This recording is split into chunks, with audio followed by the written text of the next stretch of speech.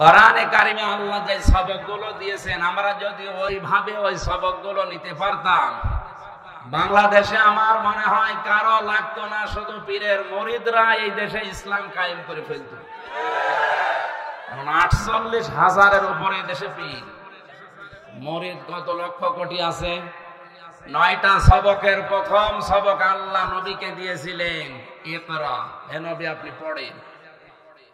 48,000 দরবার, বলেন তো কোন দরবারে গেলে পীর সাহেব বলে মুরিদকে যে বাবা পড়ো?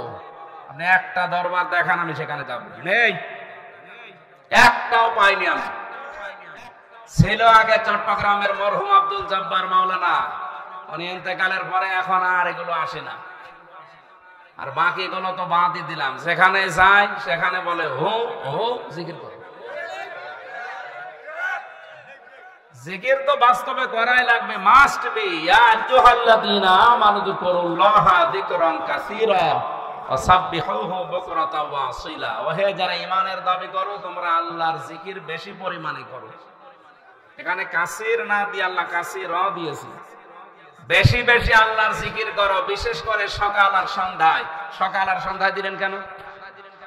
যেহেতু আজকের সভাপতি আলিম, অনেক আলেম বসে আছে, আমি তাফসীর যত পড়েছি, মুফাসসিরিন ইকরাম সব এই সকাল আর সন্ধ্যা বলতে সকাল থেকে সন্ধ্যা, সন্ধ্যা থেকে সকাল, সারা রাত সারা দিন আল্লাহর হুকুম রাসূলের তরিকায় মেনে চলার নাম হচ্ছে জিকির। তাছাড়া একবার সকালে বসে সুবহানাল্লাহ সুবহানাল্লাহ 100 বার পড়ে নিলাম, বিকালে আবার 100 বার লা ইলাহা ইল্লাল্লাহ পড়ে নিলাম, সারা দিন চলছে আকাম। এর নাম জিকির না।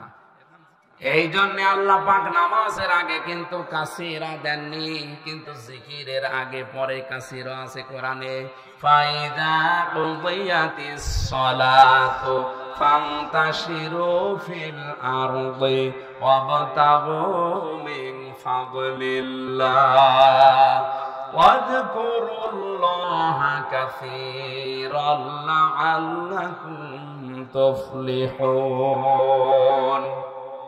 যখন নামাজ শেষ হয়ে যাবে, মসজিদে আর ধর্ণা দিয়ে বসে থাকার দরকার নেই।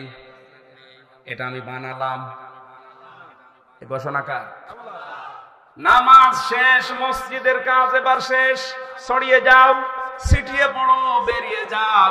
ফান্তাশিরু ফিল আরদি, জমিনে ছড়িয়ে পড়ো। কি করবা জমিনে? ওয়াবতাগু মিন ফাদলিল্লাহ, আল্লাহর ফজল, আল্লাহর অনুগ্রহ, রিজিক তালাশ করো।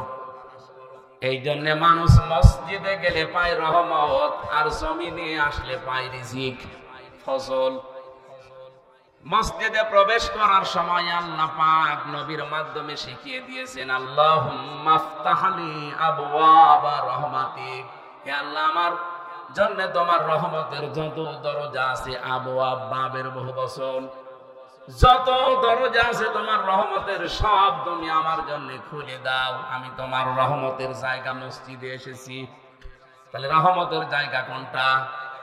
আরো জোরে। এখান থেকে শেষ করে যখন বের হবেন, তখন বলা লাগে, বাম পা আগে দিয়ে যখন আপনি বলবেন আল্লাহুম্মা ইন্নী আসআলুকা মিন ফাদলিকা, হে আল্লাহ অবশ্যই আমি তোমার কাছে কামনা করি চাই ফজল, মানে রিজিক। ফজল মানে কি? তাহলে এটা পাওয়ার জন্য যেখানে আল্লাহ যেতে বললেন তার নাম জমিন, তার নাম কি? ক্ষেত খামারে, অফিস আদালতে, কলকারখানায়, যেখানে যার কর্মজীবন আছে ছড়িয়ে পড়বেন। নামাজের সময় নামাজ, কাজের সময় আসতে বলবেন। নামাজের সময়, নামাজের সময় যদি হয়ে যায়, ওই সময় দুনিয়ার যত গুরুত্বপূর্ণ কাজ থাক সব মাইনাস করা লাগবে। এমনকি মেয়েদের সন্তান যখন দুনিয়ায় আসে, প্রথমে পানি দেখা যায়, এরপরে রক্ত দেখা যায়, এরপরে সন্তানের মাথা আসে। নবীজি বলেন, এমন কঠিন মুহূর্তেও যদি নামাজের সময় হয়ে যায়, ওই মহিলার মাথাকে, সন্তানের মাথাটাকে তোলার ভেতরে বিছিয়ে দিয়ে বলো নামাজ পড়তে। কত কঠিন বিধান এটা, অথচ চা খেতে খেতে নামাজ পড়ে না। আবার বলে নামাজ পড়ি না, তাতে কি আমার ঈমান শক্ত আছে? তো ঈমানই নেই। নামাজের মতো গুরুত্বপূর্ণ বিধানকে যারা অবজ্ঞা করে, হেলায় খেলায় নষ্ট করে, দাম দিতে চায় না, ওর ঈমান ভেঙে গেছে। আমার ভাইরা কান খাড়া করে শোনেন, নামাজের সময় আপনাকে নামাজ পড়াই লাগবে, নয়তো আপনি আল্লাহর আন্ডারে আর থাকবেন, আল্লাহ আপনার দায়িত্ব ছেড়ে দেবে। এজন্য ফরজ নামাজ যারা পড়ে না, আল্লাহ বলেন আমি তাদের দায়িত্ব ছেড়ে দেই। বলেন নাউজুবিল্লাহ। আজকে থেকে অন্তত আর যাই করি জীবনে ফরজ নামাজ আজরাইল আসার আগে আমি ছাড়বো না। সেখানে থাকি, যে অবস্থায় থাকি, ফরজ নামাজ আমার পড়তেই হবে। সুন্নাত নফল মুস্তাহাবে নামাজগুলো যদি আপনি পড়তে সময় না পান, পরে পড়ে নেবেন, কিন্তু ফরজ ছাড়া যাবে না। কথা বলেন না কেন? হ্যাঁ, যদি পোশাক থাকে পোশাক পরে পড়েন, যদি পোশাক না থাকে তত ঢাকার মতো অসুবিধা নেই, ওই অবস্থায় নামাজ পড়েন। পশ্চিম যদি রাখেন, যেদিকে কাবা, যদি মনে হয় যে এদিকে, হ্যাঁ ওদিকেই পড়েন। যদি খেয়াল না হয় যে কোন দিকে, যেদিকে মুখ আছে ওইদিকে পড়েন, নামাজ পড়া লাগবে। নামাজ শেষ হয়ে গেছে, এখন আর আপনাকে মসজিদে বসে বসে থাকার দরকার নেই। যান, ছড়িয়ে ছিটিয়ে যাবেন। কত মানুষ আছে দেশে দেখি নামাজের পরে মসজিদে ফ্যান জোরে টাঙিয়ে দিয়ে উনি ঘুমাচ্ছে। ফ্যানের বিল কি তোমার বাবা দেবে নাকি? কোন কারণে, বিনা কারণে আপনি ফ্যান মসজিদে টাঙিয়ে দিয়ে ঘুমিয়ে আছেন? নামাজের পরেও মসজিদে থাকলে ক্ষতি আছে, আছে না? কি জানেন না? আমি জানি। হ্যাঁ, বলছে কই, তার মানে কম, মানে কথা বলতে বলছে। হ্যাঁ, এখানে এটা করিমগঞ্জ না, আমার কুষ্টিয়া ভার্সিটির এক স্যারের বাড়ি এখানে, ডক্টর এরশাদুল্লাহ স্যার। আমরা কথা বলছিলাম, নামাজের পরে যদি বিনা কারণে কেউ মসজিদে থাকে, যার কোনো কাজ নেই, তার দ্বারা ক্ষতি কি? এক এলাকায় বিদ্যুৎ নেই, এলাকার মানুষেরা খুব কষ্ট করে টাকা পয়সা দিয়ে জেনারেটর কিনেছে মসজিদের জন্য, আর কয়েকটা ফ্যান টাঙিয়ে দিয়েছে। কয়েকজন চিন্তা করছে আমাদের বাড়িতে তো ফ্যান নেই, বিদ্যুৎ নেই, রাতের বেলায় গরমে ঘুম হয় না। মুয়াজ্জিনকে বলছে, ভাই আপনাকে আমরা রাত্রে কিছু টাকা দেব, এশার নামাজ পড়ে যখন চলে যাবেন চাবিটা দিয়ে যাবেন, আমরা রাতে মসজিদে ঘুমাবো, ফজরের নামাজের সময় যখন আযান দিতে আসবেন চাবি দিয়ে আমরা আবার চলে যাব, আমরা নামাজ পড়বো না। মুয়াজ্জিন বলছে, এমনি এমনি চাবি দেওয়া যাবে না, টাকা লাগবে। ঠিক আছে, প্রতি মাসে আমরা এই 4 জন আপনাকে 1000 টাকা দেব মনে করেন। মুয়াজ্জিন গরিব মানুষ, রাজি হয়ে গেছে। ওরা 4 জন মিলে ফ্যান দিয়েছে 12টা। মানুষ কয়টা? যাদের ফ্যানের নিচে থাকার অভ্যাস নেই, ওরা যদি একবার ফ্যান পায়, আরো তো হাই স্পিডে ঘুরছে, জনমের ঘুম দিয়েছে। কোথায় কার কাপড় আল্লাহ জানে, আর ওরা জানে। মুয়াজ্জিন ফজরের নামাজ পড়তে এসেছে, আযান দেবে, লাইট যে জ্বালিয়েছে দেখে, নাউজুবিল্লাহ, তাড়াতাড়ি করে লাইট বন্ধ করে ওদের মাঝে দাঁড়িয়ে বসে, হারাম। কি হলো? মসজিদে থাকা হারাম। ইমাম মুয়াজ্জিন সাহেব, আপনি তো ফতোয়া দিয়ে দিলেন মসজিদে থাকা হারাম, কোন দলিল আছে বলেন? দলিল লাগবে না, আমি নিজে দেখেছি। কিসের দলিল? আমি নিজে দেখলাম বিনা দলিলে মসজিদে থাকা যাবে। বের হ। আপনি কোন কারণে নামাজের পরে বসে বসে আছেন, শুয়ে আছেন, আপনার কোনো কাজ নেই? লাকাদ খালাকনাল ইনসানা ফি কাবাদ, অবশ্যই আমি মানুষকে কষ্টের পরে কষ্ট সহ্য করে বানিয়েছি দুনিয়ায়। তাকে কষ্ট করা লাগবে, শ্রম দেওয়া লাগবে। কারণ এই যে ঘাম, শহরে শ্রম দিতে গেলে ঘামের মূল্য আল্লাহর কাছে অনেক বেশি। আল কাসিবু হাবিবুল্লাহ, যারা কাজ করে খায়, নবীজি বলেন এরা আল্লাহর বন্ধু।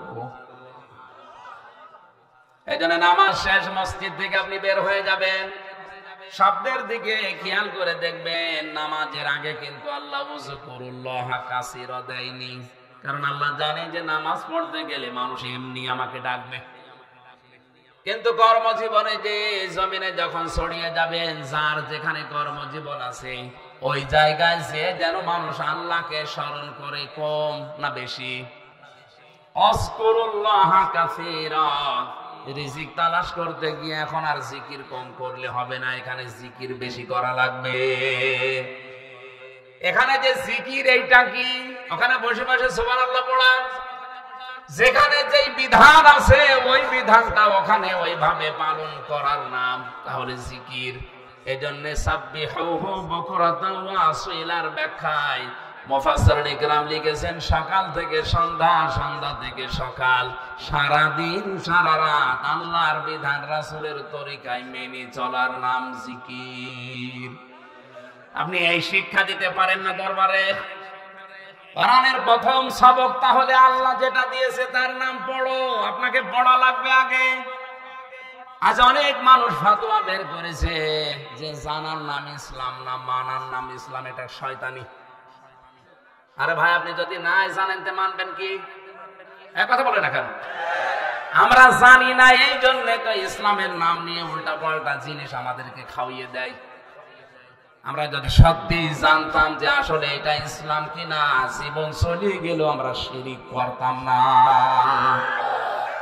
এই জন্য কোরআনের প্রথম সবক কি? জানা। বলেন বলেন, পড়তে হবে আপনাকে। যত আল্লাহর ওলিদের জীবন এই বাংলাদেশে যারা ইসলাম নিয়ে এসেছে পড়েছি, তাদের জীবনে এইটাই পেয়েছি। তাদের দরবারে কেউ গেলে আগে কোরআন তুলে দিত। এর সাক্ষী সিলেটের শাহজালাল রহমতুল্লাহ আলাইহি এখনো কোরআনে কারীম সাক্ষী দিচ্ছে। এই কথা বলে না কেন? অথচ তার দরবারে যে ভণ্ডগুলো এখন বসে আছে, ওখানে গেলে কোরআন পাবেন না, যে কোরআন পড়তে দেবে সেসব সিস্টেম নেই। বড় বড় ধুতি গায়ে দিয়ে, সালা গায়ে দিয়ে বসে আছে, শর্ট গায়ে দিয়ে দেন, কি দেব দেন। এই সমস্ত জায়গায় যাদের ফরজ ঠিক নেই, ওয়াজিব ঠিক নেই, 4 আনা পয়সাও দেবেন না।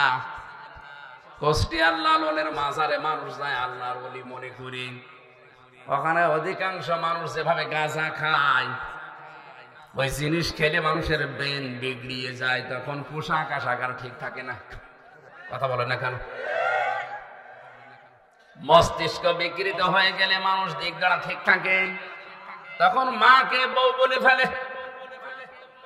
একদিন রাতের বেলা এক মহিলা আমারে কল দিয়ে বলছে, হুজুর বাবাজি, তুমি আমার ছেলের বয়সী, তুমি একটা ফতোয়া দাও তো, তোমার চাচার বউ আমি আছি না তালাক হয়ে গেছি। কি বলেন? তোমার চাচা লোক ভালো কিন্তু বোতল খায়। লোক ভালো কি খায়? আজকে একটু বেশি খেয়ে ফেলেছে। রাত 12টার পরে দরজায় ধাক্কা দিয়ে পায়ের সাথে লেগে একা একাই পড়ে গেছে। দরজা যখন জোরে ধাক্কা লাগার কারণে গেছে, খুলিয়ে বলছে, ও মা আমারে তোল। ও বাবাজি, তোমার চাচা যে আমার মা বলে ফেললো, আমি কি আসি আর নাকি তালাক হয়ে গেছে? এ সমস্ত জিনিস খেলে মাথা ঠিক থাকে, আর মাথা যখন ঠিক থাকে না, মাকে যদি বউ বলে ফেলে, বউকে যদি মা বলে ফেলে, এ মানুষের পোশাক আশাক ঠিক থাকবে। লালনের মাজার এরকম রাত 9টার পরে একদিন দেখি এরকম দুধ খাওয়াচ্ছে একজনে, একেবারে হাফ প্যান্ট পর্যন্ত আছে শরীরে, কিচ্ছু নেই, ফরজ তরফ করা। বললাম, ভাই কি করেন? বলছে, হুজুর দুধ খাওয়াচ্ছি। দুধ খাওয়াচ্ছেন আর জায়গা পান না। জায়গা পান না মানে? এটা আল্লাহর ওলি। আল্লাহর ওলি কি আছে এর ভেতরে? মাল আছে। মাল যা আছে সব তো দেখা যাচ্ছে। এ মাল তো সবার আছে, আসল মাল দেখাও। এই জন্য আমাদের সাবধান হওয়া দরকার। যেই দরবারে গেলে পড়াশোনা করার কোনো সিস্টেম নেই, যেই দলে গেলে পড়াশোনা করার কোনো সিস্টেম নেই, ওটা সবক না। ওই দল, ওই দরবারে মুসলমানের জন্য যাওয়া জায়েজ নেই। আল্লাহর প্রথম ফরজ কি? ইকরা। বলেন বলেন আরো জোরে। প্রথম ফরজ ইকরা। আর আপনি কোথায় যাচ্ছেন? 40 বছর মুরিদ হয়ে বসে আছেন, কোরআন শরীফটা পড়তে পারেন না। ওটা কিসের পীর? ওটা তো নিজেই ভণ্ড। এই জন্য এখান থেকে শিক্ষা পেলেন তো, কোরআন যেখানে নেই ওখানে আপনি যাবেন না। যেই দলে কোরআন পড়ার কোনো সিস্টেম নেই, ওই দল করাও জায়েজ নেই। হিসাব করে দেখেন বাংলাদেশে কত দল এমনি মাইনাস হয়ে যাবে। এই হাদিসের ব্যাখ্যা এভাবে করলে যাদের দলে কোরআন নেই, যে দরবারে কোরআনের নিয়ম নীতি নেই, ওরা আমারে মাথায় তুলে নাচবে। ওরা বলবে তো আমার দরবারের 12টা বাজাইলো, কি করে এর নামানো যায়, বন্ধ করা যায়? তখন এই পীর সাহেব গুলোর মুরিদরা প্রশাসনকে কান ভাঙায় যে পীরের বিরুদ্ধে। আমি তো পীরের বিরুদ্ধে, আপনি তো পীর না, আপনি ক্ষীর। অধিকাংশ পীর নামে ভান্ডগুলোর শুধু সহবার পেট বাঁধ দিলে কিচ্ছু পাওয়া যায় না। এত বড় বড় পেট হয়, মহিলারা দেখে লজ্জা পায়। আল্লাহ, সন্তান হয় আমাদের, আর পেট হয় এর। আখেরি ভুড়ি না, আমি শুধু হাসির জন্য খোরাকি দেয়নি, আপনাকে চিন্তা করে এখান থেকে আজকে বাড়ি যাওয়া লাগবে। যেখানে কোরআন নেই ওই দলে আমি আর থাকবো না। আমাকে পড়তে হবে আগে, কারণ কোরআন না পড়লে আমি আমল করব কি করে? আমান আমিলা বিহি উজিরা, যারা কোরআন দিয়ে আমল করবে আল্লাহ নিজে তাদেরকে পুরস্কার দেবে। আমান হাকামা বিহি আদালা, যারা কোরআন দিয়ে বিচার করে তারা ন্যায় বিচার কায়েম করতে পারে। আজকে যারা দায়িত্বে আছেন, আমাদের জননী প্রধানমন্ত্রী শেখ হাসিনা থেকে শুরু করে সবাইকে আহ্বান জানাবো, ন্যায় বিচার কায়েম করতে চাইলে কোরআনের বিচার লাগবে। এটা যতদিন পর্যন্ত কায়েম না হবে, শুধু মুখে বলে ন্যায় বিচার কায়েম সম্ভব না। আল্লাহর নবীও নিজে জীবদ্দশায় চেষ্টা করেছিলেন হিলফুল ফুজুলের মাধ্যমে। 23 বছর পর্যন্ত চেষ্টা করলেন, 17 থেকে 40, 23টা বছরে ফল হয়েছে 0, কিচ্ছু করতে পারেন নাই। কোরআনে কারিম দিয়ে যখন তিনি প্রতিষ্ঠা করেছেন বিচার ব্যবস্থা, 40 থেকে 63, 23 বছরে সোনালী যুগ উপহার দিয়েছেন। এমন ন্যায় বিচার কায়েম করেছিলেন, নিজের মেয়ে ফাতেমার বিরুদ্ধেও বলেছিলেন যদি ফাতেমাও চুরি করে আমি তার হাত কেটে দেব। আজকে যদি এই নিয়মটা আমরা বাংলাদেশে কায়েম করতে পারতাম, কোরআনের ব্যবস্থাটা, আমার তো মনে হচ্ছে এই দেশে কত নেতা, কত খেতার বউ, স্ত্রী, ছেলে, এমনকি নেতার হাত পর্যন্ত কাটা পড়ে যেত।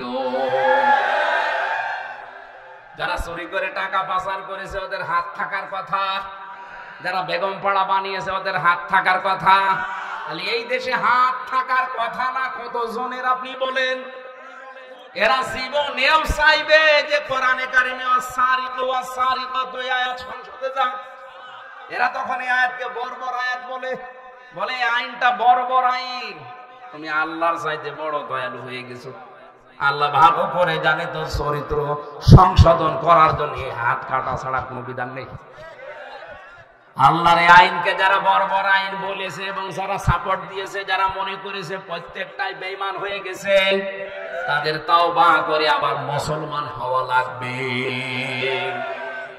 এটা কোরআনের বিচার ব্যবস্থা যতদিন কায়েম না হবে ততদিন পর্যন্ত এই দেশে ন্যায় বিচার প্রতিষ্ঠা হবে না।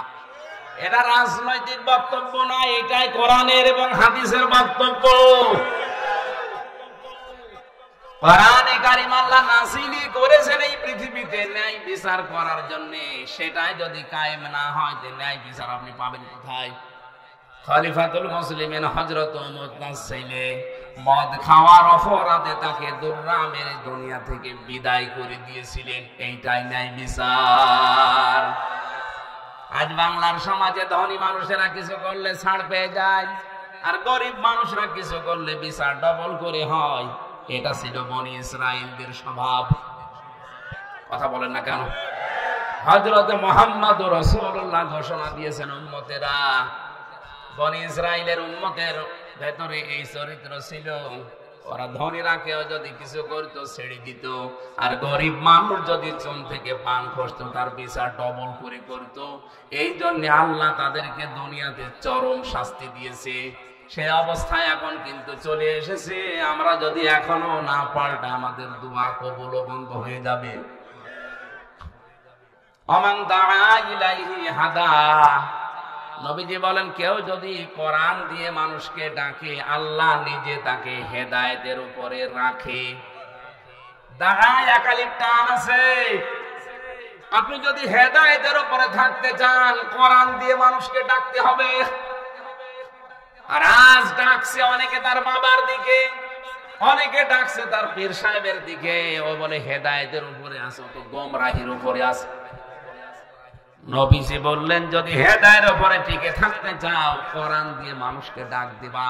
ফাকাদু হুদিয়া ইলা সিরাতিম মুস্তাকিম। আর যে ব্যক্তি কোরআনের ডাকে সাড়া দেবে, আল্লাহ তাকে হেদায়েতের পথ নসিব করে দেবে। তাহলে আমার দায়িত্ব জীবন বাঁচি রেখে হলেও হেদায়েতের উপরে থাকতে চাইলে কোরআন দিয়ে ডাক দেওয়া। আর আপনি যদি সাড়া দিতে পারেন, মহান আল্লাহ আপনাকে সিরাতে মুস্তাকিম নসিব করে দেবেন। এই উদ্দেশ্য নিয়েই তো আজকে আমরা এসেছি নাকি? দরুদার সালাম পড়ছি আমাদের নবী মুহাম্মদুর রাসূলুল্লাহ সাল্লাল্লাহু আলাইহি ওয়াসাল্লামের প্রতি। কোরআনে কারীমের সূরা তাওবার 36 নম্বর আয়াতটা আমরা পড়েছি। যেহেতু এটা শাবান মাস, এই মাসের দিকে ইঙ্গিত দিয়ে আমি আয়াতটা পড়লাম।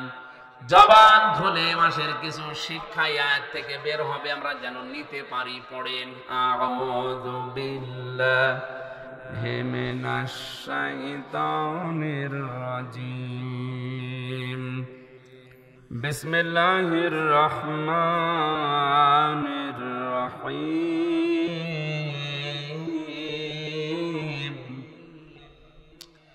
ইন্না ইদ্দাতাশ শুহুরি ইনদাল্লাহি ইসনা আশারা শাহরান ফি কিতাবিল্লাহ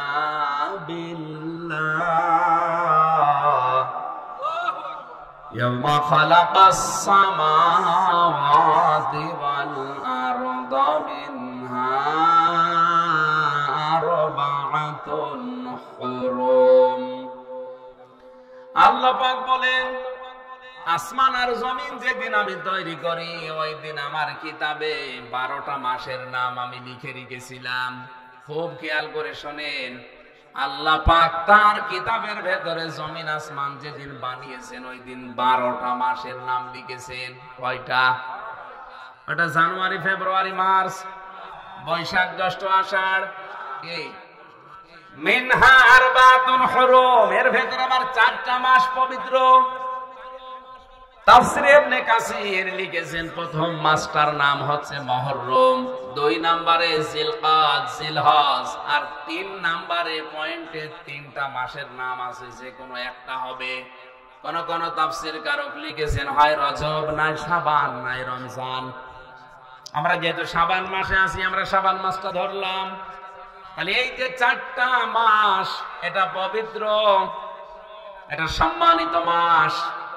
ওই জামানার কাফের মুশরিকরা পর্যন্ত এই 4 মাসের সম্মান দিত।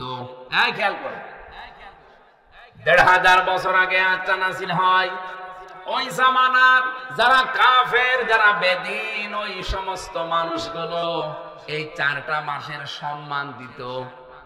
হয়তো মাসের পরে মাস মারামারি, গন্ডগোল, যুদ্ধ বিগ্রহ চলছে, এই 4 মাস হাজির হলেই বলতো ভাই ঠিক আছে, এখন আর মারামারি হবে না, মামলা হামলা দাঙ্গা হাঙ্গামা হবে না, এ মাস চলে যাক, তারপরে করে দেখব। যেহেতু শাবান মাস সম্মানিত মাস, এ মাসকে সম্মান দেওয়া দরকার। কয়েকদিন আগে সবে বরাত নামে, নিসফে শাবান নামে যে রাতটা গেল, এই নিয়ে ফতোয়া বাজিল তো এই দেশে কম হয়নি। হাজারো মানুষ শুধু হালুয়া রুটি নিয়ে ব্যস্ত ছিল। আরে ভাই, মাস এসেছে শুধু রুটি খাওয়ার জন্য না। হযরতে আয়েশা সিদ্দিকা বলেন, রমজানের পরে সবচাইতে বেশি গুরুত্ব দিত নবী শাবান মাসকে। প্রায় মনে হতো সারা মাস উনি রোজা রাখবে। তাহলে নবীর সুন্নাত অনুযায়ী কেউ যদি শাবান মাস পালন করতে চায়, তার উচিত এই মাসে বেশি বেশি রোজা রাখা। এদিকে খবর নেই, ও হালুয়া রুটি খাওয়ার জন্য ব্যস্ত হয়ে বসে আছে। এই খেয়াল করেন, শাবান মাসে মহান আল্লাহর নবী এই পৃথিবীতে সবচাইতে বেশি রোজা কেন রাখলেন? হযরত আয়েশা জিজ্ঞাসা করেছিলেন, নবী আপনি এই মাস আসলেই বেশি বেশি রোজা রাখেন কেন? বিশ্ব নবী তাকে শুনিয়েছিলেন, ফামান শাহিদা মিনকুমুশ শাহরা ফালইয়াসুম। হে আয়েশা, এরপরে যে মাসটা, তার নাম রমজান। মহান আল্লাহ জানিয়েছে ওই মাস যদি কেউ পায়, সে যেন অবশ্যই রোজা রাখে। আমি শাবান মাসে রোজা রাখার দ্বারা ট্রেনিং নিলাম, আগামী মাসে রমজানে যেন আমার রোজা একটাও ছুটে না যায়। বলেন সুবহানাল্লাহ। আমাদের উচিত হবে মাসে বেশি বেশি রোজা রাখার মাধ্যমে একটা ট্রেনিং তৈরি করা। সামনের মাসে যেন আমাদের রোজা নষ্ট না হয়, ছুটে না যায়, ছেড়ে না যায়। কাফেররা এই মাসকে সম্মান দিয়েছে, তাদের মারামারি, ঝগড়া ফাসাদ, যুদ্ধ বিদ্রোহ, হামলা মামলা, কেস কাম এগুলো সব বন্ধ করে দিত। অথচ এই মুসলমানের দেশে শাবান মাস আসার পরেও অনেকের মামলা এখনো চলছে। মামলা দেওয়া বন্ধ হয়ে গেছে। বলেন বলেন, আপনি কিসের শবে বরাত পালন করেন আমার তো বুঝে আসে না। সম্মান যদি দিতেই হয় যে এই মাসকে সম্মান জানান, যে মাসে মারামারি, ঝগড়া ফাসাদ, যার সাথে কথা বন্ধ ছিল আমি এটা মিটিয়ে ফেলবো, যার সাথে মামলা চলছিল এ মাসে শেষ, বলবো না এখন থাক, এই মাসটা চলে গেলে আবার তোরে দেখবো। এটাও যদি আমরা করতে পারতাম তো একটা মাস শান্তিতে থাকতে পারতাম। অথচ এই মাসে আজ আলেমদের কাদা ছোড়াছড়ি আরো বেশি হচ্ছে। জালেমে জালেমে দেশে এখন এই শাবান মাসে দস্তি হয়ে গেল বেশি, আর আলেমদের ভেতরে শত্রুতা হয়েছে এই মাসে বেশি। আমরা তো কাফেরদের মতো শাবান মাসকে সম্মান দিতে পারছি না। ওরা মারামারি, গন্ডগোল, মনোমালিন্য, কেস কাম বাদ দিয়ে দিতে মাসের সম্মান, আর আমরা এই মাস আসলে আরো বেশি করছি। খালি হাদিয়া তোফা নিয়ে, শুধু মিলাদ মাহফিল পড়ে, শুধুমাত্র ইয়া নবী সালাম আলাইকা দিয়ে, শুধুমাত্র হালুয়া রুটি খেয়ে, মিষ্টি খেয়ে আপনি মহাব্বত দেখিয়ে শেষ করে দিতে পারেন না। আপনার বিবেক কি বলে? বিশ্ব নবী মুহাম্মদুর রাসূলুল্লাহ মাসকে কেমন করে সম্মান দিলেন। আল্লাহর নবী মাস আসলে মানুষের খোঁজ খবর নেওয়া বাড়িয়ে দিতেন। আমাদের উচিত হচ্ছে শাবান মাসকে যদি কেউ সম্মান দিতে চান, যাদের টাকা পড়ে আছে ব্যাংকে, আমি আপনাকে দান করতে বলছি না, টাকাগুলো ভালোভাবে সংরক্ষণ করে তোলেন, কর্মসংস্থান তৈরি করেন। আপনি বাইরের মানুষকে কাজে নিতে যদি ভয় পান, যদি অবিশ্বাস হয়, নিজের চাচাতো ভাই, ফুফাতো ভাই, খালাতো ভাই আছে না, একটা ফ্যাক্টরি তৈরি করে এরকম 50 জন মানুষের কর্মসংস্থান তৈরি করেন, আল্লাহর আরশ আপনার উপরে খুশি হয়ে যাবে। এইসব শাবান মাস পালন নেই। সুতরাং এই শাবান মাসে এখানে যারা বসে আছেন টাকাওয়ালা মানুষ যদি থাকেন সিদ্ধান্ত নেবেন, আর যদি নাও থাকেন এই যে রেকর্ড হচ্ছে, কালকে সারা দেশে ছড়িয়ে যাবে। সবাইকে উদ্দেশ্য করে বলছি, শাবান যদি পালন করতেই হয়, ব্যাংকের টাকা ছাতা পড়ে যাচ্ছে, কত টাকা আছে আপনি নিজেও জানেন না। এই শাবান মাসকে পালন করতে গিয়ে 10টা মানুষের কর্মজীবন তৈরি করে দেওয়া যায় না? তাহলে কিশোর গ্যাং তৈরি হতো না?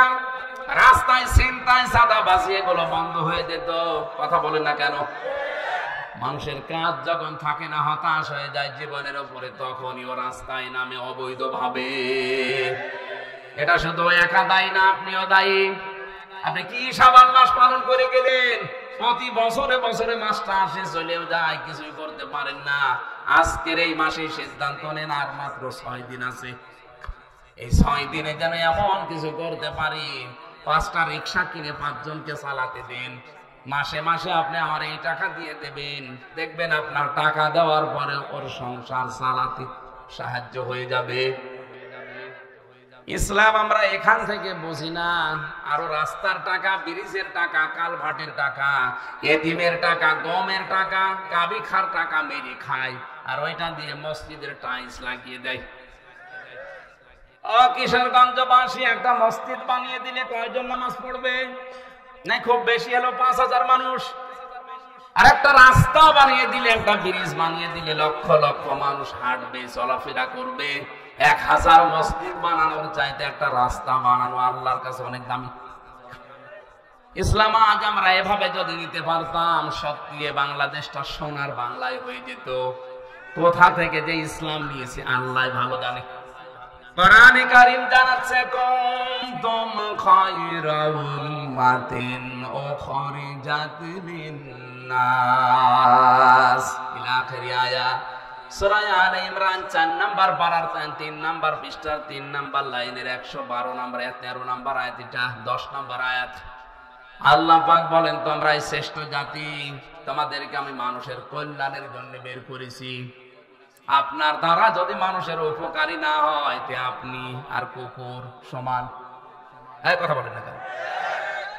আপনার দ্বারা মানুষের যদি উপকারী না হয়, যদি ক্ষতি হতে থাকে, তা আপনি আর সাপ সমান। কিয়ামতে আপনার এই আচরণ থাকবে না। এই যে আকৃতি দেখতে পাচ্ছেন, জীবন এটা থাকবে না। এটা আকৃতি আল্লাহ বানিয়ে দেবে সাপের মতো। সাপের কাজ কি বলেন তো? একটা মানুষকে সবল দেয়, লোকটা মরে যায়, সাপের কোনো লাভ হয়? আসতে বলে। এই বাংলাদেশে এখানে অনেক মানুষ এমন বসে আছে, সকালবেলা ওঠার পরে চিন্তা করে কার ক্ষতি করব, কারে ধরিয়ে দেব। কথা বলে না, নিজেই ধরিয়ে দেয়, নিজেই আবার থানায় যায়, অফিসারদের সাথে যোগাযোগ করে 50,000 টাকা দিয়ে নিজেই ছাড়ায়। মাঝখান থেকে পরিবারস্থ লোকদের কাছ থেকে টাকাগুলো হাদিয়া হিসাবে নিয়ে নেয়। এটা হয়তো এই জেলায় এখনো শুরু হয়নি, কুষ্টিয়ায় চলছে। আল্লাহর কসম, যারা মানুষের এভাবে ক্ষতি করেছেন, আমারও তো ক্ষতি হয়ে গেল। 3টা বছর তো গেল, আমার বাবার লক্ষ লক্ষ টাকা বিনা কারণে গেল। এই যে ক্ষতিগুলো যারা করছেন, আপনি নামাজ পড়তে পারেন, রোজা রাখতে পারেন, বোরকা পড়তে পারেন, ব্যবসা করতে পারেন, এই যে আলেম, জিজ্ঞাসা করেন আপনার আকৃতি এটা থাকবে না, সাপের মতো হবে। এটা সূরা রহমানের ভেতরে আছে, তার তাফসীর পড়েন। 10 প্রকারের আকৃতির কথা আমি পড়েছি। ইয়ারাফুল মুজরিমুনা বিসিমাহুম ফায়ুখাযু বিন নাওয়াসি ওয়াল আকদাম ফাবিআইয়ি আলাই রাব্বিকুমা তুকাযযিবান। কিয়ামতের দিন পাপিষ্ঠ মানুষ যারা, তাদের মাথার চুল ধরে আর পা ধরে আল্লাহ তুলবে। আল্লাহর বিচার ব্যবস্থা আর মানুষের বিচার ব্যবস্থা এক না। মানুষ সাক্ষী ছাড়া বিচার করতে পারে না। আর আল্লাহ পাক বলেন, আমি আল্লাহ সাক্ষী লাগবে না, ওর শরীরের ভেতরে সাক্ষী ফুটে উঠবে। ওর মুখ বন্ধ করে দিলে ওর হাত সাক্ষী দেবে, ওর কান সাক্ষী দেবে, ওর পা সাক্ষী দেবে, ওর শরীরের অঙ্গ প্রত্যঙ্গ গুলো সব সাক্ষী হয়ে যাবে। দূরের মানুষ লাগবে না, ও নিজেই নিজের বিরুদ্ধে দাঁড়াবে। জানে আল্লাহর বিচার ব্যবস্থা আর আমাদের বিচার এক না। আমরা বিচার করতে হলে সাক্ষী লাগে, তাছাড়া আমরা রায় দিতে পারি না। কথা বলে না কেন? আর আল্লাহর বিচারে আল্লাহর সাক্ষী লাগবে না, আপনি নিজেই নিজের বিরুদ্ধে দাঁড়িয়ে যাবেন। কারণ মুখ যখন সেলাই করা হয়ে যাবে, আপনি মুখে তো বলতে পারবেন না। হাত বলবে, হ্যাঁ আমারে নিয়ে ঘুষের টাকায় সই করেছিল। আমারে চোখ বলবে, আমারে দিয়ে দেখে দেখে এই কাজ করেছিল। পা বলবে, আমারে দিয়ে হেঁটে গিয়েছিল। যে বেকার ভালো মানুষটাকে ধরিয়ে তার কাছ থেকে 1 লাখ টাকা খেয়েছিল। বলেন সুবহানাল্লাহ। নাউযুবিল্লাহ। এইটাই চলছে। সম্মানিত মা বোন যারা এসেছেন, এ মাসের সম্মান শুধু রোজা রেখে রেখে শেষ করে না। শুধু রোজা রাখাই হবে না, আপনার আচরণটা পরিবর্তন করা লাগবে। এই পৃথিবীতে মেয়েদের সবচাইতে বড় উত্তম আচরণ হচ্ছে তাদের পেট ঠিক করা। কোরআনে কারিমে আল্লাহ নবীর স্ত্রীদেরকে লক্ষ্য করে জানিয়েছেন, আরনা ফি বুয়ুতিকুন্না ওয়ালা তাবাররাজনা তাবাররুজাল জাহিলিয়াতিল উলা। সূরা হাসাবের 33 নম্বর আয়াতের প্রথম অংশে আছে, আল্লাহ বলেন, মেয়েরা ঘরের পরিবেশে থাকবা, জাহিলি যুগের মেয়েদের মতো রূপ সৌন্দর্য প্রদর্শন করে বের হবা না। ও ভাই, বাংলার মুসলমানেরা, এখন আপনি টের পাচ্ছেন না, এই স্রোতে গা ভাসিয়ে দিয়েছেন। কয়েকদিন আগে নায়িকা মৌসুমী একটা স্ট্যাটাস দিয়েছিল একটা সাক্ষাৎকারে, যে আমি যদি মারা যাই আমার লাশকে যেন কাউকে দেখতে দেবেন না, আর আমার যে সমস্ত উলঙ্গপনা ড্যান্স আছে, ছবি আছে, এগুলো যেন ডিলিট করে দেবেন। হয়তো কিছুটা হলেও আঁচ পেয়েছে, কারণ আপনি যা দুনিয়ায় করে রাখবেন, আপনি যা লিখে রাখবেন, আপনি দুনিয়াতে যা লিখে লিখে রেখেছেন, যে সিনেমা তৈরি করেছেন, যে উলঙ্গপনা ড্যান্স দিয়েছেন, এগুলো হয়তো আপনি এখন মারা গেলে ওগুলো শেষ হয়ে যাবে না। ওগুলো যতদিন টিকে থাকবে, যত মানুষ ওগুলো দিয়ে চরিত্র খারাপ করবে, আপনার আমল নামায় ওগুলো একটা একটা করে ফ্ল্যাক্সি লোড হয়ে গোনা যেতেই থাকবে। অনেকে বলে হুজুর আমার তো বিকাশ নাম্বার খোলা নেই। খোলা লাগবে না, এমনি চলে যাবে। এ মহিলা হয়তো কোনো আশ পেয়েছে, টাচ পেয়েছে, বিভিন্ন, এখন তো ইউটিউবে বিভিন্ন আলেমদের তাফসির পাওয়া যায়, হয়তো ওর মনে একটা লেগেছে। আল্লাহ পাক বলেন নুন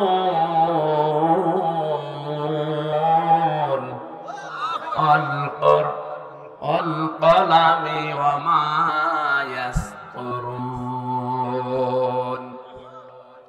আল্লাহ কসম দিচ্ছেন কলমের। আমি চিন্তা করলাম এত জিনিস থাকতে আল্লাহ কলমের কসম কেন দিল?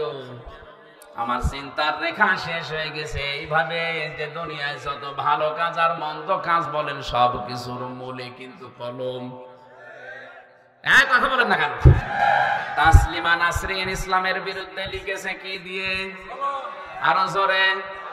ডক্টর আহমেদ শরীফ ইসলামের বিরুদ্ধে লিখেছে কি দিয়ে? এখনো পর্যন্ত ব্লগে নবীর স্ত্রীদের, নবীর চরিত্র নিয়ে উল্টা পাল্টা লেখে কি দিয়ে? ফাঁসির রায় লেখে কি দিয়ে? জমি জায়গা জাল দলিল করে নাই কি দিয়ে? পৃথিবীর সব কিছু ভালো হোক মন্দ হোক দেখবেন কলমের মূলে আছে। এই জন্য আল্লাহ বলেন কলমের কসম, এবং কলম দিয়ে লেখকরা যা লেখে ওই লিখিত জিনিসেরও কসম। হয়তো আপনি 10 বছর পরে আর থাকবেন না, কিন্তু আপনার লিখে যাওয়া এই উপন্যাসটা থাকবে। এই কথা বলেন না কেন? পবিত্র প্রেম নামে একটা সিনেমা বানিয়েছে একজনের উপন্যাস দেখে দেখে। আমি পড়েছিলাম উপন্যাসটা, নায়িকা ছিল মনে হয় মাহিয়া মাহি। অনেক আছেন হুজুর কিচ্ছু জানে না। হ্যাঁ, এখন এই সিনেমায় একজন হিন্দুর সাথে মহিলা, এই মুসলমান মেয়ে পর্দা করে কলেজে যায়, স্কুলে যায়, কি করে লাভ ম্যারেজ করবে এই কাহিনীগুলো তুলে ধরেছে। এটার দ্বারা দুনিয়ার মানুষকে বোঝাতে চায় যে বোরকা পরা, পর্দা করা মেয়েরাও তলে তলে এই কাজ করে। তাম দুনিয়ায় এই বইটা যদি বিভিন্ন ভাষায় রিলিজ হয়, তারা দেখে দেখে বলবে ইসলাম গ্রহণ করব, অথচ ওদের ইসলামের পর্দাশীলা মেয়েরা যদি এই করে, ওইরকম ইসলাম দরকার নেই। কোথায় নিয়ে যাচ্ছে আপনি টের পাচ্ছেন? ওই লোকটা যে লিখেছিল, আমি নাম নিলাম না, মারা গেছে, কিন্তু তার লিখিত এই বইটাই, উপন্যাসটা নিয়ে আজ সিনেমা হয়েছে। যত মানুষ ইসলামের প্রতি খারাপ ধারণা করবে, ওর কবরের উপরে যতই ফুল দেওয়া হোক, নিচে আল্লাহ আগুন লাগিয়ে দেবে। এই জন্য সাংবাদিক যারা, ইউটিউবার যারা, এমন কিছু প্রচার করবেন না, লিখে দেবেন না, এমন কিছু তৈরি করে রাখবেন না যেটা আপনি মরণের পরও স্থায়ী থেকে যায়। এমন কিছু ফেসবুকে আপলোড করা যাবে না। আপনি এমন একটা উলঙ্গ বই, সিনেমা দিয়ে দিয়েছেন, গান, আপনি হয়তো মারা গেলেন এখনই, কিন্তু এটা যত মানুষ লাইক দেবে, কমেন্ট করবে, শেয়ার লাগাবে, আপনি মারা যাওয়ার পরে কোটি কোটি মানুষ যদি এটা দেখে, আপনি পেতেই থাকবেন। জেনার গোনা আপনার আমলনামায় আসবে। এটা ভয়ঙ্কর কাজ। এটা আমাদের এই মুহূর্তে সাবধান হওয়া লাগবে। মেয়েরা ঘরের পরিবেশে থাকো, বাইরে যেতে হলে জাহিলি যুগের মেয়েদের মতো পেট পিট বের করে যেও না। এমন এমন ব্লাউজ বানিয়েছে, মনে হচ্ছে ফুটবল খেলার মাঠ। এই পাশ থেকে একটা ফিতা, ওই পাশ থেকে আর একটা ফিতা, মাঝখানে গেরো দিয়েছে, ওটা ফুটবল খেলার সেন্টার। যুবকরা ওই জায়গায় গোল বসাবে।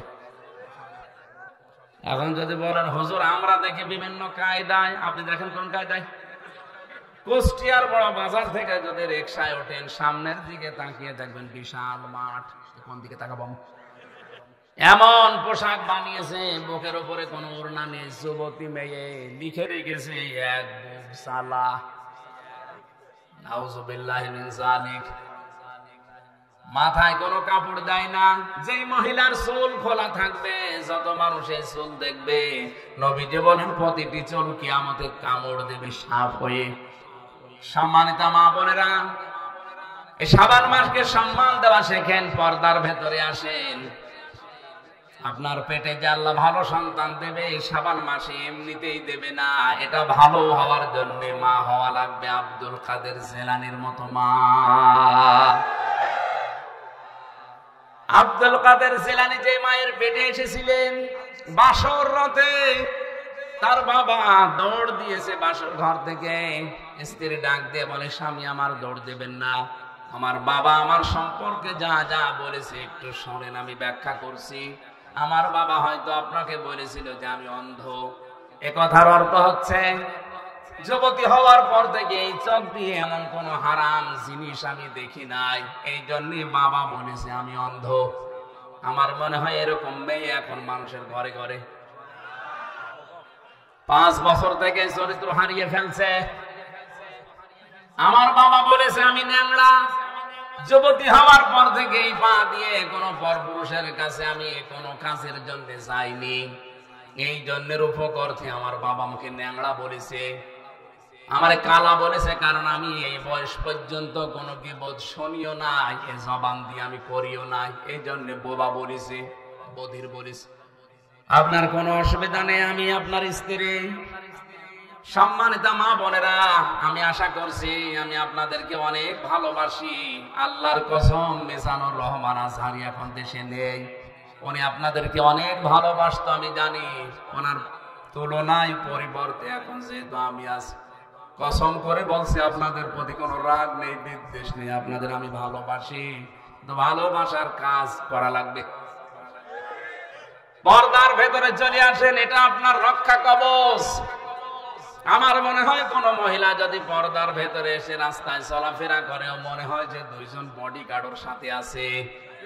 আর যদি বেপর্দা হয়ে চলে, বডিগার্ড না, শয়তানারও জাল হিসাবে ব্যবহার করে। নিজে তো অপরাধ করছেন, আরো সমাজকে অপরাধী বানাচ্ছেন। আপনি নিজে জাহান্নামে গেলেও তো হতো। একজন বেপর্দা মহিলা যদি জাহান্নামে যায়, নবীজি বলেন 4 জন পুরুষ মানুষ সাথে নিয়ে যাবে।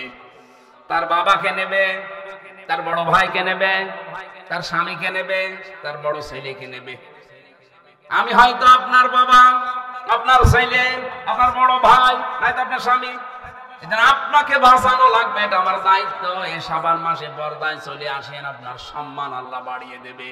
কারণ আপনি আল্লাহর আইনকে যদি শ্রদ্ধা করেন, সম্মান করেন, আপনার সম্মান আল্লাহ বাড়াবে। কথা বলেন না কেন? যালিকা দীনুল কাইয়্যিম, আল্লাহ বলেন এইটাই স্থায়ী দিন, এইটাই সুদৃঢ় দিন। এই আয়াত দ্বারা প্রমাণ হয় বাংলাদেশে আজ যারা অনেকে ভোট পাওয়ার জন্য এই কথা বলে যে সকল ধর্ম সমান, এই আয়াত অনুযায়ী ওদের ঈমান চলে গেছে। সকল ধর্ম সমান কে বলেছে আপনাকে? ধর্ম তো একটাই, আল্লাহর কাছে ইন্নাদ দীনা ইনদাল্লাহিল ইসলাম। দ্বীনের আগে আলিফ লাম আছে, এটা নির্দিষ্ট করার জন্য। একটাই মাত্র ধর্ম দুনিয়াতে আল্লাহ পছন্দ করে, তার নাম ইসলাম। আর বাকি যা আছে সব আল্লাহর কাছে ডিলেট। কথা বলে না কেন? আর কিছু না পাই জীবনে, ইসলাম যেহেতু পেয়েছি, এইটাই আমাদের জীবনের গনিমত। খুশি হয়ে বলেন আলহামদুলিল্লাহ। ফালা তাযলিমু ফীহিন্না আনফুসাকুম। এই সমস্ত মাসে গোনার কাজ করে মাসকে অসম্মান দিয়ে নিজের উপর জুলুম করো না। কারণ আল্লাহ পাক যে ৭৭ প্রকার মানুষকে ঘৃণা করেন, তার পয়লা নাম্বারে তারা দুনিয়ায় যারা জুলুম করে। আজ জুলুম দেশে আছে না নেই? ফালা তাযলিমু ফীহিন্না আনফুসাকুম, নিজেদের উপরে জুলুম করো না। এই মাসকে অসম্মান করার দ্বারা, আল্লাহর দ্বীনকে ছোট করার দ্বারা। ফিরে আসেন আপনারা, আল্লাহর দ্বীন ভেবে কোথায় যাচ্ছেন? ফাইনা তাযহাবুনা ইন হুয়া ইল্লা যিকরুল লিল আলামিন।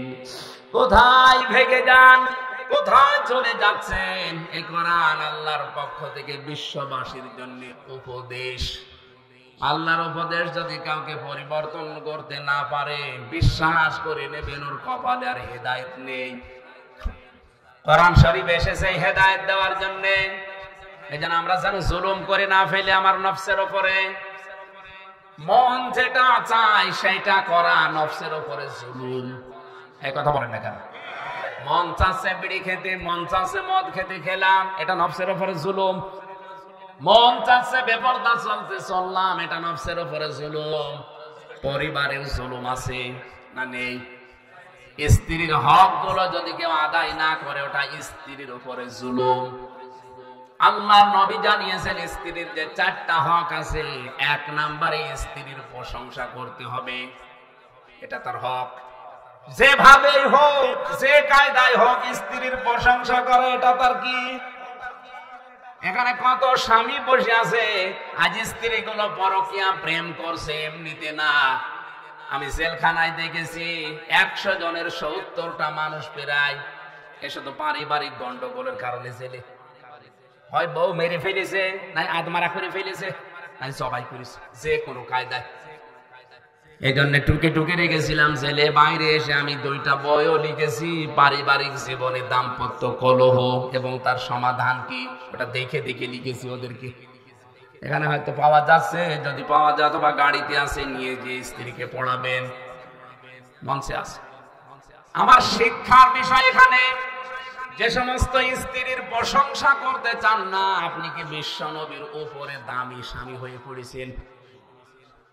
নবীজি মুহাম্মদ রাসূলুল্লাহ জীবনেও কোনোদিন স্ত্রীর খাবারের ভুল ধরেননি, অথচ তার স্ত্রী মাত্র 6 বছর বয়স।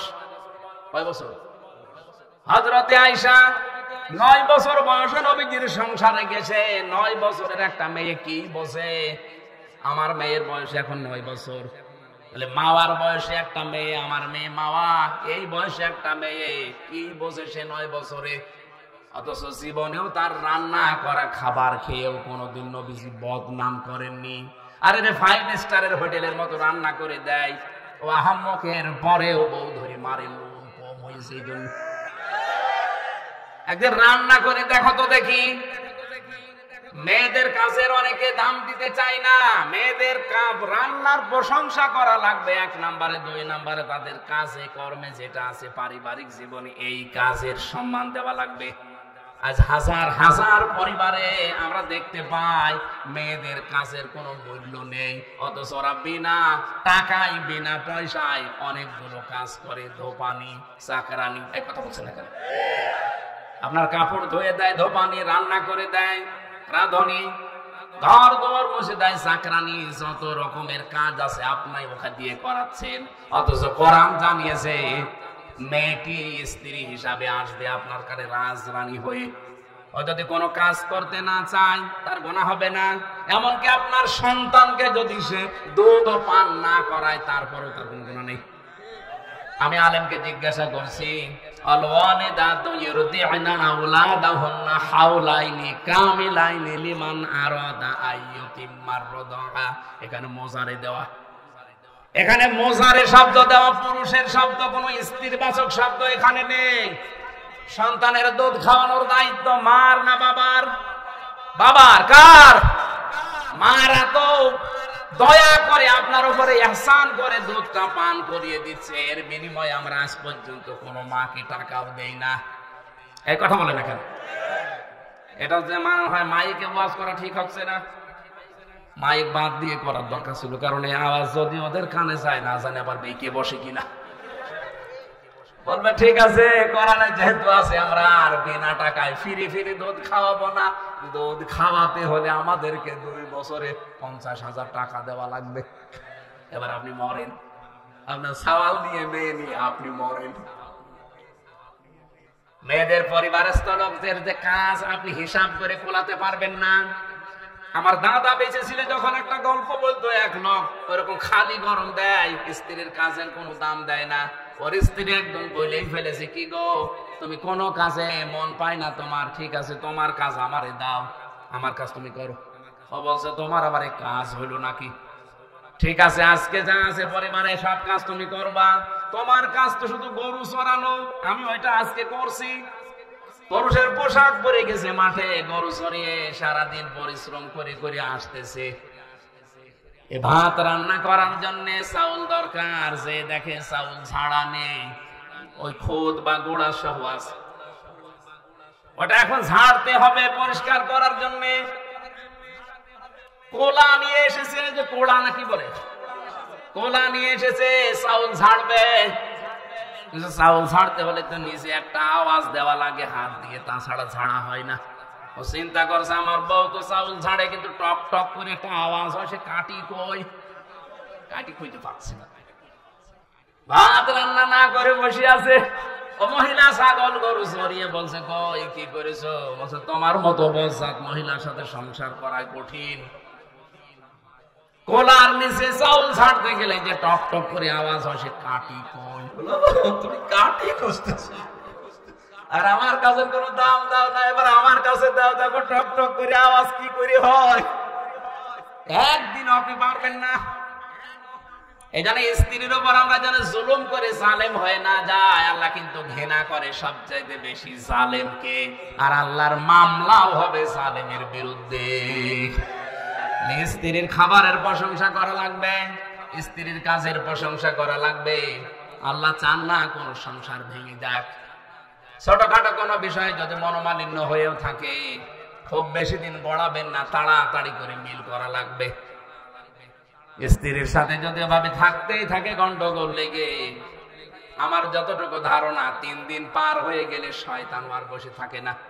ও 2 জনকে ফসলায় আর কি হবে, চলে যা, তোর জন্য তোর সাবেক আছে। কথা বলে না কেন?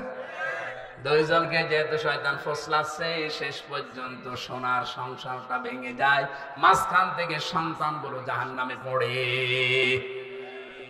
2-3 সন্তান, 4 সন্তানের মা রেখে বাবা আর জায়গায় বিয়ে করছে, মা চলে যাচ্ছে আর এক জায়গায়। এদের দিকে একটু তাকালেন না? এর বাবা তো হয়তো আর একটা সংসার করবে, কিন্তু এই বাচ্চাগুলো শেষে সাগরে পড়া ছাড়া উপায় থাকে না। আল্লাহ আমাদেরকে এই জায়গায় যেন শয়তান ধোঁকা দিতে না পারে, বলেন আমিন। নবীজি বলেন, স্ত্রীর সাথে মাঝে মাঝে নিজে আনন্দ করবা। এমনকি স্ত্রী ব্যবহারের পরে কোনো মানুষ যদি গোসল করে, যতগুলো ফোঁটা ফোঁটা পানি মাথা থেকে পড়বে, অতগুলো নেকি হবে। সাহাবীরা বললেন, হুজুর এই কাজে নেকি হয়? আল্লাহর নবী বলেন, এই কাজটা যদি তুমি অন্যের স্ত্রীর সাথে করতে কি হইতো? বলে গুনাহ হইতো। তো সেই গুনার কাজ না করে জায়েজ জায়গায় যদি এই কাজ করো, তে তোমার সওয়াব হবে না কেন? অবশ্যই তোমার সওয়াব হবে। কোন স্বামী যদি স্ত্রীর হাত চেপে ধরে, আর স্ত্রী যদি হাসি মুখে হাতটা, 2 জনে চেপে ধরার ভেতরে যতগুলো গুনাহ ছিল দিনের ভেতরে, সগীরা গুনাহ আল্লাহ ঝরিয়ে দেয়। এই জন্যই নবীজি বলেন, আমার কাছে 3টা জিনিস বেশি ভালো লাগে, একটা সুগন্ধি, আর একটা স্ত্রী, আর একটা আমার নামাজ। আমাদের কাছেও সুগন্ধি ভালো লাগে, কিন্তু অনেকের কাছে দুর্গন্ধ বেশি ভালো লাগছে, এই জন্যই বিড়ি খাই। কথা বলেন না কেন? বন্ধ করা লাগবে বিড়ি খাওয়া। অনেক মানুষ আজ ফতোয়া বের করেছে, তেমন কিছু না, এনাই মা করো। 2 নম্বরে নবীজির কাছে নামাজ ভালো লাগতো, আমাদের কাছে নামাজ ভালো লাগে, কিন্তু নামাজের শিক্ষা ভালো লাগে না। নামাজের 17টা শিক্ষা আছে, কয়টা? বলেন বলেন। আল্লাহর নবী বলেন, নামাজ প্রথম তোমাকে শিক্ষা দেয় কি করে পরিপাটি হওয়া লাগবে। আজ আমাদের জীবনটা পরিপাটি না, এলোমেলো। যদি আমরা নামাজের মতো ট্রেনিং নিয়ে জীবনটা চালাতে পারতাম, দেশ জান্নাত হয়ে যেত। 3 নম্বরে আমার স্ত্রী আমার কাছে ভালো লাগে, আমাদের কাছেও স্ত্রী ভালো লাগে, কিন্তু নিজেরটা বাদ দিয়ে অন্যেরটা। কথা বলেন না কেন? আল্লাহ আমাদের হেফাজত করুন, বলেন আমিন। খুনসুটি করবেন, আপনি আনন্দ উল্লাস করেন নিজের স্ত্রীর সাথে, মোবাইলে যদি প্রেমের আলাপও করেন, মনে করবেন নফল নামাজের সওয়াব হচ্ছে। আল্লাহ আমাদেরকে বাস্তব জীবনে স্বামী স্ত্রী যেন জুলুম হয়ে না যায় কোনো বিষয়ে খেয়াল করার এই শাবান মাসে তৌফিক দিন, আমিন। ওয়াকাতিলুল মুশরিকিনা কাফাতান কামা ইউকাতিলুনাকুম কাফা। আল্লাহ পাক বলেন, তোমরা লড়াই করো, সংগ্রাম করো মুশরিকদের বিরুদ্ধে, যেভাবে ওরা ঐক্যবদ্ধ ভাবে তোমাদের বিরুদ্ধে লড়াই করে। আজ তামাম দুনিয়ার মুশরিকরা সব এক মুসলমানকে টাইট করার জন্য। সুতরাং 57টা মুসলিম রাষ্ট্র এই শাবান মাসে এক হওয়া লাগবে। আমার মনে হয় শাবান মাসের সম্মানার্থে আয়াত যদি আমরা সত্যি বুঝতাম আর মেনে নিতে পারতাম, ফিলিস্তিন এমনিতেই স্বাধীন হয়ে যেত। ওয়ালামু, জেনে রাখো, আন্নাল্লাহা মাআল মুত্তাকিন, অবশ্যই আমি আল্লাহ মুত্তাকিদের সাথে আছি। মুত্তাকি কাকে বলে? তাফসিরে মুত্তাকিন আমি সংজ্ঞা পেয়েছি, কেউ যদি মুত্তাকি হতে চায়, যাকে আল্লাহ ভালোবাসে মহব্বত করে, তার ভেতরে 10টা গুণ থাকা লাগে। কয়টা? সূরা বাকারার 177 নম্বর আয়াতের আয়াতের ব্যাখ্যাটা করা আছে। আমার যেহেতু সেই হালুয়া ঘাটে আছে, রাত 11টায় আর 2 ঘন্টা আছে, যাওয়া লাগবে। আজকের মতো শেষ করে দিলাম, 9টা বাজে। আমি